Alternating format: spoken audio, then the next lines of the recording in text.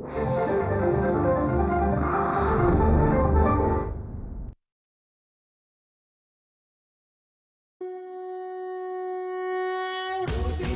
भक्ती तू, भव्य दिव्य शक्ती तू, क्षमाशील पृथ्वी तू, हिमदूत अग्नी तू.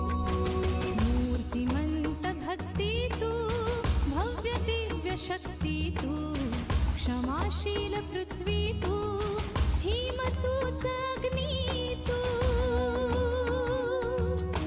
तरी तुझ्या पदरा दुःखाचे आंदणा, तरी तुझ्या पदरा दुःखाचे आंदणा, असे तुझ्या क्षितिजास रूढींचे कुंपण, असे तुझ्या क्षितिजास रूढींचे कुंपण, रूढींचे कुंपण, रूढींचे कुंपण.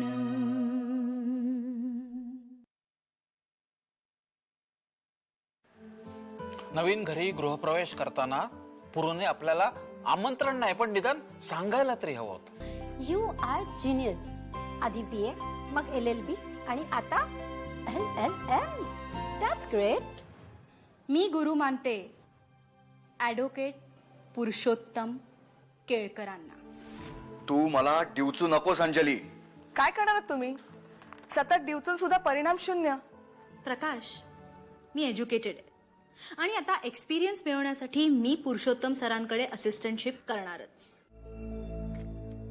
सगळ्या फाईल्स व्यवस्थित लावून ठेवा. गलथानपणा चालणार नाही. सर आता नवीन जागेत आल्यावर कारण सांगू नका. पगार घेताय ना, काम करा. Okay sir.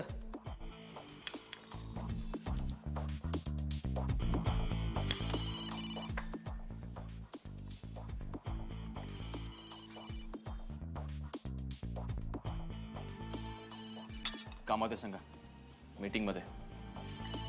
Okay sir. पण सर नंबर बघितलात का? अमरदादांचा आहे. ऐकू कमी येतं. सांगतो ते करा. हॅलो, कोण? अमरदादा? हा बोडस, जरा पुरूला फोन देता का प्लीज? सर जरा बिझी आहेत. क्लायंट आलेत ना, मीटिंग मध्ये आहेत. डिस्टर्ब करू का? नाही नाही ठीक आहे. Okay okay okay.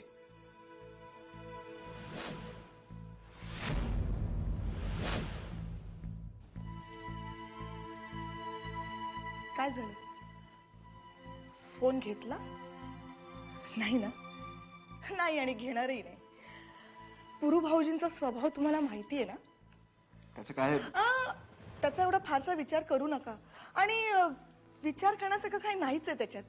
त्याचं काय आहे, धाकट्या भावासाठी तुमचा जीव तुटतोय पण त्या भावाला त्याची जाणीव नाहीये. हे तुम्ही लक्षात ठेवा. तसं काही नाहीये अंजली. अगं नवीन घरात शिफ्ट झालाय तो. मला वाटलं त्याला विचारावं काही मदत हवी आहे का. एकटा माणूस शेवटी काय काय करणार ना. पण पुरू भाऊजींना कोणाचीच गरज नाहीये आणि म्हणूनच ते असे वेगळे राहत आहेत. खरं बोलतेस सुनबाई, त्याला कोणाचीही गरज नाहीये. सगळ्या नात्यांपासून व्यापांपासून स्वतःला दूर ठेवणारा कोरडा दगड आहे तो. बाबा अहो त्याचा स्वभावच तसा असला म्हणून. बघ अमर, आपणही आता तसंच वागायला हवं. उगाच पुरूबद्दल फार विचार करून स्वतःला त्रास करून घेऊ नकोस. अरे जर एखाद्याला आपल्या प्रेमाची फिकीरच नसेल तर त्याच्यासाठी का जीव जाळायचा आपण. बाबा तसं नाहीये. म्हणजे सुनबाई तू बोललीस तेच खरंय. एखादा माणूस आपल्याला दूर ढकलत असताना त्याच्या गळ्यात पडू नये. फार फार मोठा माणूस झालाय तो. स्वतःच्या पैशाची यशाची नशा चढली त्याला. सुरवंटासारखा स्वतःच्या कोशात जगायला निघालाय. जगू दे. आता आपण फक्त वाट बघायची त्याच्या परतण्याची.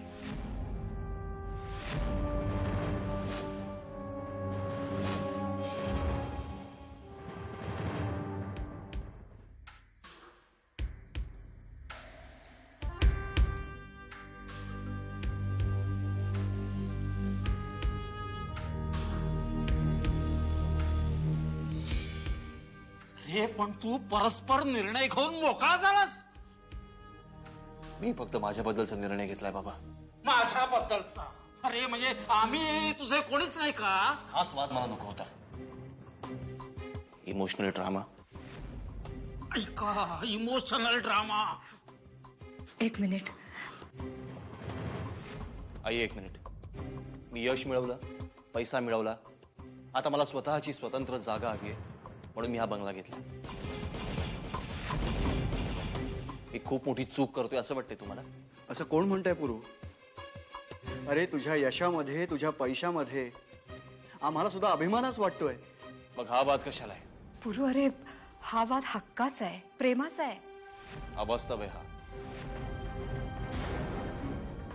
मला त्याची गरज वाटत नाही.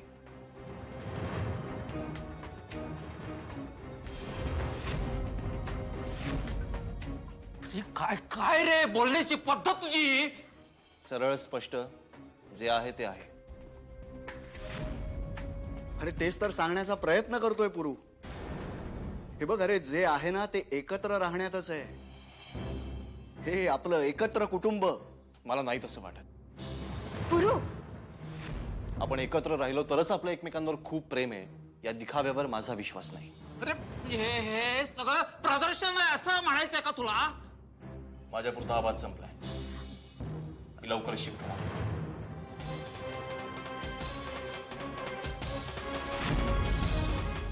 कुंपण.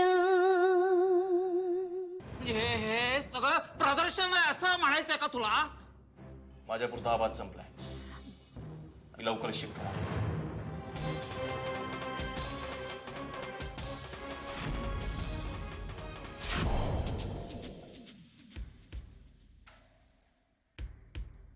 जो तो आपली मदत लादायला बघतोय, बाप असो भाऊ असो, असंच कर तसंच कर, हे असंच का तसंच का.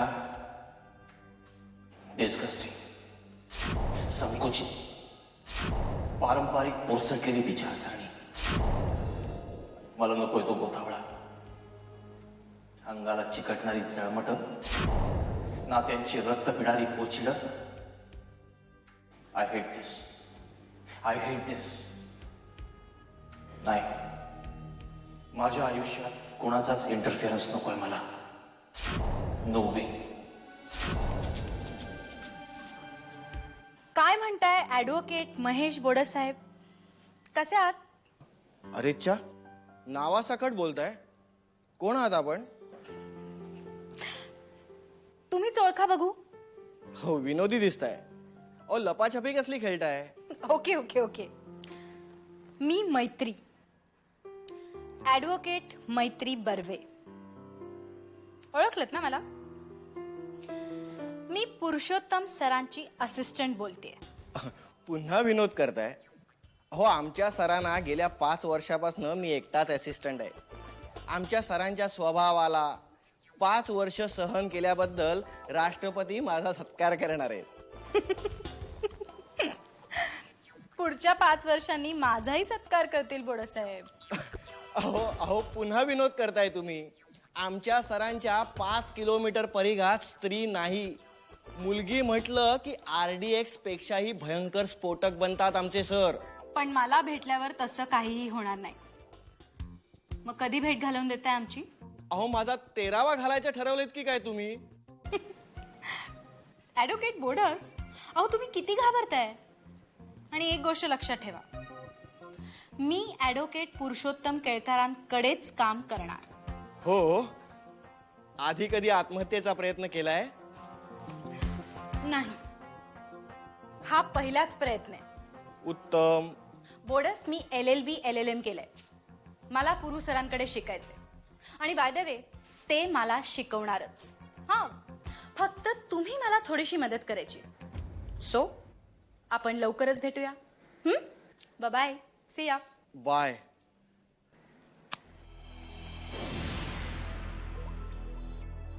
वेडी आहे की काय मुलगी?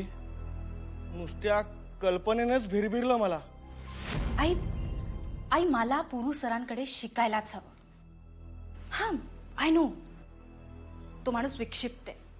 मुडी आहे. पण त्याच्या कॅलिबरचा माणूस आज अख्ख्या मुंबईत नाहीये. मी त्यांना केस अडवताना पाहिलंय. Superb, just mind blowing. तुझी तगमग कळतीये मला. तू एखादी गोष्ट मनावर घेतली की ती मिळवणारच. I know that. पण भान ठेवायचं. आय मीन तुझ्या प्रगतीच्या वाटेवर कुणीही येता कामा नये.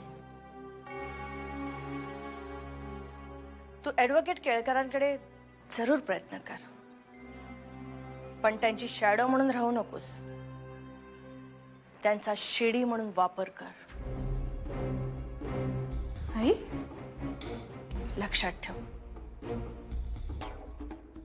माणसाने कुणाच्याही व्यक्तिमत्वाच्या सावलीत स्वतःची वाढ खुंटवू नये. शेवटी तुझी स्वतःची ओळख महत्वाची आहे, हे विसरू नकोस.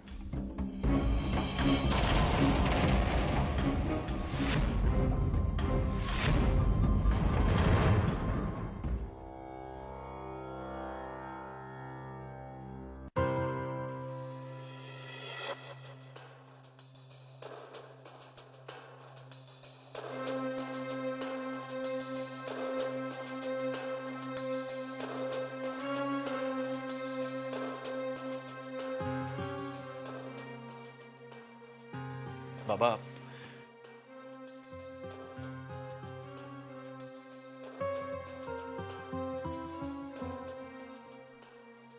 बाबा जास्ती विचार करत बसू नका.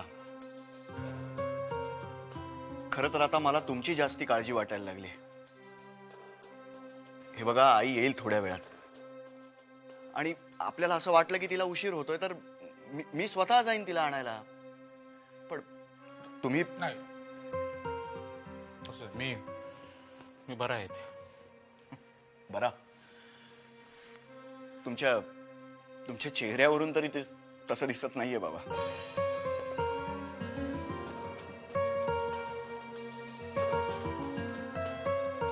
काय करणार अमर? अरे जिभेने खोटे शब्द बोलता येतात, पण चेहऱ्यावरचे भाव मनातल्या गोष्टी दाखवतातच. काय करणार? खूप प्रयत्न करतो, सांगतो स्वतःला गप्प राहा, बोलण्यात काही अर्थ नाही, पण हातड तुटत रे. घुसमट होते. कोण मारा आम्हाला रे. आई बाप मुलांना मोठं करतात म्हणजे त्यांना फक्त 2 वेळचं खायला घालतात आणि अंगभर वस्त्र पुरवतात असं नसतं. भावनेची गुंतवणूक असते ती. पण तिचं व्याज असतं आपुलकीचं प्रेम. तशी नात्याची ही फिक्स डिपॉझिट असतात.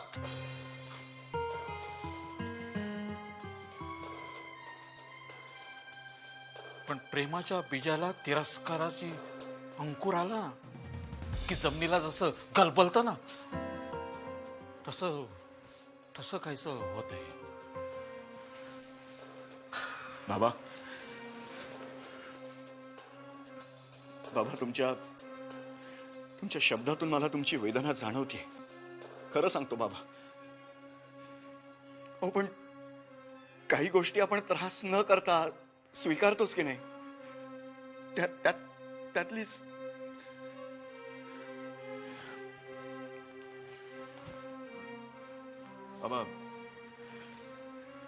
बाबा अंजली मला सांगत होती आई पुरूकडेच गेली आहे. म्हणजे तसं जाताना सांगून गेली ती. जाणार रे ती. जाणारच. जन्म दिलाय त्या दिवट्याला तिने, पोटात वाढवलंय 9 महिने. आतडं तुटणारच रे तिचं. प्रश्न तो नाही अमर, प्रश्न आहे जाणीवेचा.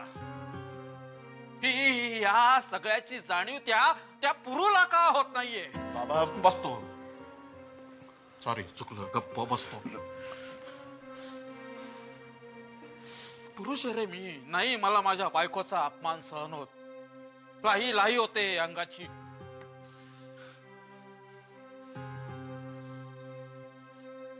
पुरूला त्याच्या आईची किंमत नसेल, पण मला माझ्या बायकोचा आत्मसन्मान लाख मोलाचा वाटतो. खूप खूप संताप येतो मला तिचा अपमान झाला की.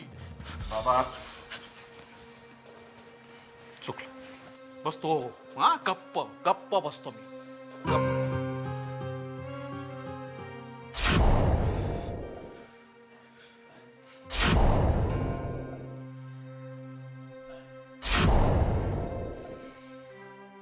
कुंपणा बाबा चुकलो, बसतो. हा, गप्प गप्प बसतो मी. गप्प.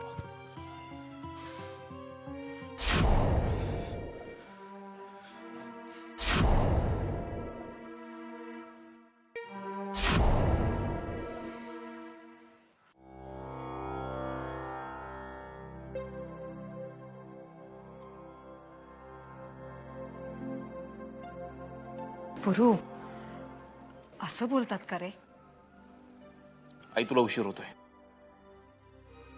दिग्याला गाडी काढायला सांगू. असं का वागतोस तू? नवीन घरात आलास, कोणाला बोलवलं सुद्धा नाहीस.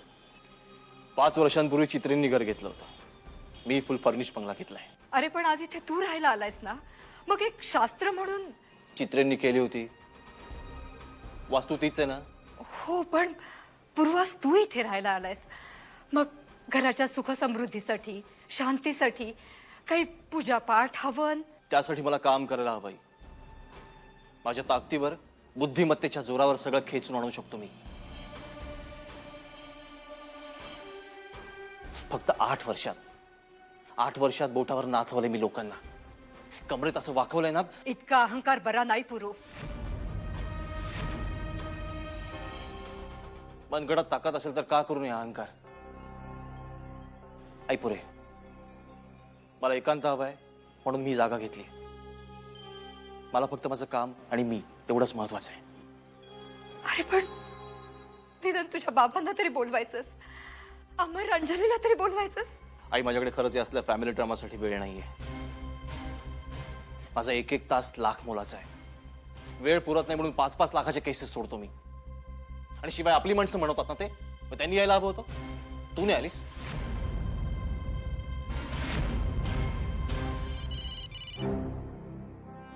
येते मी. इन्स्पेक्टर, मला मेहता केसचे डिटेल्स हवेत स्टडी करायला. मग मी काय करू? तुम्ही कुणाशी बोलताय कळतंय तुम्हाला? ऍडव्होकेट पुरुषोत्तम. मला कुठलीही कारण नको इन्स्पेक्टर. अरे माझ्याकडे एवढा पैसा आहे ना की असले 100 साक्षीदार विकत घेऊ शकतो मी. तुमच्या सकट, कळलं? मला डिटेल्स हवेत. सांगितलेलं ऐकायचं. लवकरात लवकर काम झालं पाहिजे, कळलं? मला एक कळत नाहीये, ज्या माणसाला वागण्याचा पोच नाही, जगण्याची रीतभात नाही, या असल्या उद्धट माणसाकडे हिने जावंच का? अहो बाबा, आईना थांबवणार तरी कोण? मुलाचं घर आहे, आमंत्रणाची काय गरज आहे? येते बघून हो, असं बोलून गेल्या निघून. वाह वाह. अगं पण अंजली, मग तू जायचंस ना आईच्या बरोबर? अहो पुरू भाऊजींना आवडायला हवं की नको? का आपलं उगाच निघून जायचं? बरोबर आहे तिचं. असला मुलगा आमच्या नशिबी काय जन्माला आला कळत नाहीये. या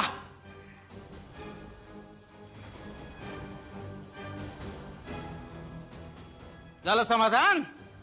बसा बसा. काय नीट 4 शब्द तरी बोलले का चिरंजीव? अहो बाबा, का नाही बोलणार छान? आणि आई, बंगला कसा वाटला? छान आहे ना बंगला? अरे भिंती छान असून काय फायदा? आत राहणार राक्षसच ना. बाबा, अहो शांत व्हा बघू. अहो मला तर वाटलं इतकी रात्र झालीये तर आई तिथेच राहतात की काय? कोण? तो दगड ठेवून घेणार आईला? अरे काळीज आहे का त्या नालायकाला? मन नाही, भावना नाही. स्वतःच्या प्रतिष्ठेला, यशाला, पैशाला, अहंकाराचा विळखा घालून बसलेला साप आहे तो, साप. आणि त्या यशापुढे पैशापुढे या बॅरिस्टर पुरुषोत्तमांना ना बापाची गरज आहे, ना आईची, ना भावाची, ना वहिनीची. तरी हिला सांगत होतो जाऊ नकोस नाही.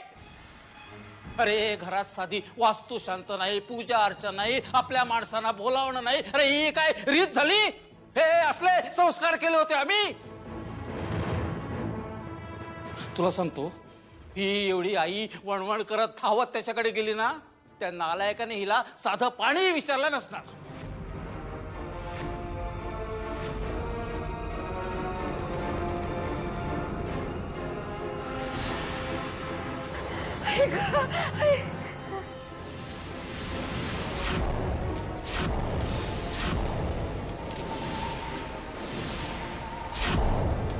स्मिता काय झालंय? स्मिता काय झालं? स्मिता ऐक